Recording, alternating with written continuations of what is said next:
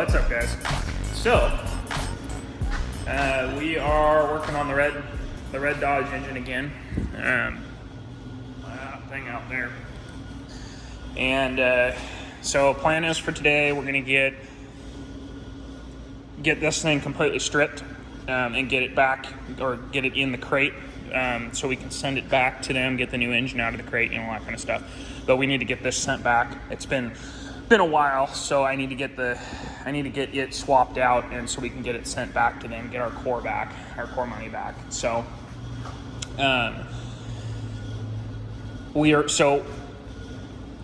basically the guy is kind of just done with everything that the previous shop did, and so he just wants to fix it and be done with it. Specifically, we're talking about the clutch.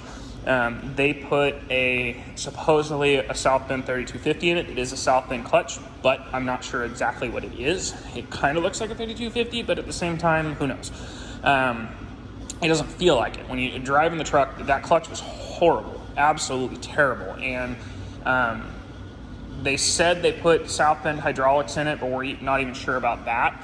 So we just decided to go ahead and replace the clutch completely. Just put another new clutch in it with this hydraulics and everything. That way we know for sure that that's what it is. And then the turbo had some shaft play, and there's a couple of other things too that I found along the way that we were deciding we're just going to go ahead and take care of right now while we're this deep into it.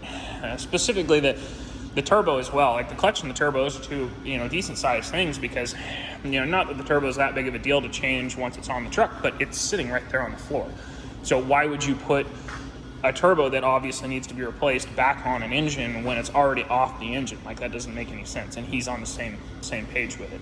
So he's willing to spend the money to put a new turbo on. So we're gonna put a BD Screamer on it. But yeah. So anyways, so that's our plan for today, is just to get this thing completely stripped down, and so we can get it in the crate and get it back to the back to DFC, so we can get our core money back. So I'm gonna get after it. I'm gonna set you guys up and let you see the process.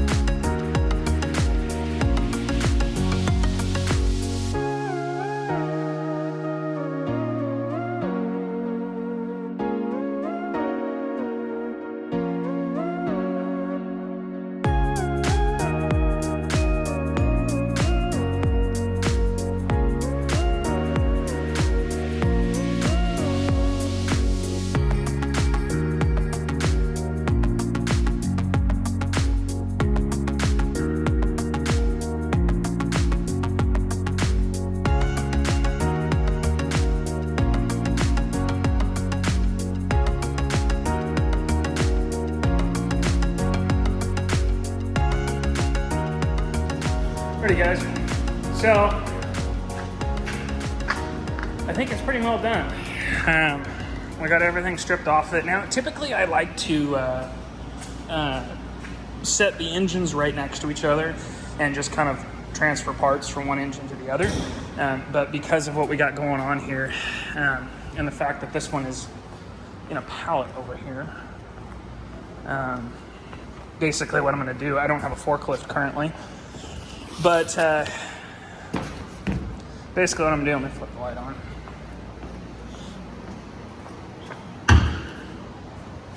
Okay, so basically what I'm going to do is, now that that's ready, I'm going to actually go run and grab some lunch real quick. But I'm going to take, I got to kind of figure out exactly how I'm going to go about it. But I think what I'm going to do is, I'll just rip the top off this and verify that there's nothing else that needs to come off of that engine before I move it. But I'm going to go borrow the landlord's forklift and bring that over here into this bay, and then swap them out real quick, and then use their forklift to stuff it in the bed of my truck, so I can go take it back for the core.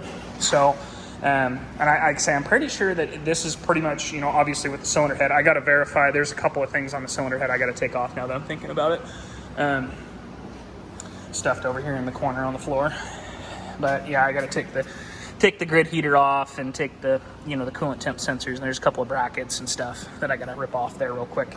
And then like I say, and then I gotta, I didn't think about that. That's the other thing I gotta do, is I gotta get, I think that the new engine comes with all the valve train as well. So it's got rocker arms and push rods and all that stuff. And since this thing had studs in it prior, I gotta, we're not sending the studs off basically with the engine, so I gotta go pick up some head bolts for it, so that way it just keeps the head attached to the block is all during shipping. But yeah, I gotta put all the push rods and rocker arms and everything back on it as well. So, anyways, I'm gonna go do that after lunch. I'm gonna go grab some lunch real quick and do that after lunch. I'll show you guys some of that too. Not that it's that fun, but at least you get to see the whole process. Yeah, and like I say, typically, I like to transfer parts straight over, and specifically with stuff that I don't do horribly often, because these aren't as common as, like, I've done a bunch of 7.3s and 6 liters and stuff like that. And 6 liters, again, I know like the back of my hand. Like, I can literally work on 6 liters with my eyes closed. I've worked on so many of them. That doesn't mean they're a bad engine. They can be a bad engine, but that doesn't mean they're a bad engine. It just means that there's more of them out there and they need work. So that's my opinion on it. Maybe your opinion is different. It doesn't matter. So anyways, so yeah, so I got to, and some of you guys might not know, but the common rail stuff is different than the 5.9 stuff. You see here that this is the back of the cam, and the adapter plate, which is over there, that's one of the first things I took off. It's got the starter attached to it over there on the floor. The adapter plate actually has an O-ring in it that seals to the back of the block, that seals that, which is kind of an interesting deal, but yeah, so anyways. All right, guys, well, I'm gonna go run and grab some lunch, and I'll get back after this when I get back. Hey guys, it's a couple days later now, and I realized that I forgot to film an outro for the last video on the red Dodge we got out here. It is like, I think it's 100 degrees today, at least 100 degrees. I haven't checked the weather, but it's at least 100 degrees today. So it's, luckily, we're living the high life over here with the air conditioning. So it's, at least being inside, it's not too bad. But anyways, so I got caught up and running around like chicken with my head cut off, trying to get this thing all wrapped up and get the core back out the door and stuff. And basically, I needed to borrow a forklift from the landlord. I don't have a forklift currently. Hopefully we'll be able to get one here soon. I have 2 things that are on the buy list, are a 2-post lift and a forklift. So I had to borrow the landlord's, and his employee was leaving at 3:30 the day that I was doing that, and it was 2:45 when I went over and asked him. So I had to run around the chicken with my head cut off, trying to get the engine swapped out, and so I've got the new one there. I had it covered up. I just took the plastic off of it for the video,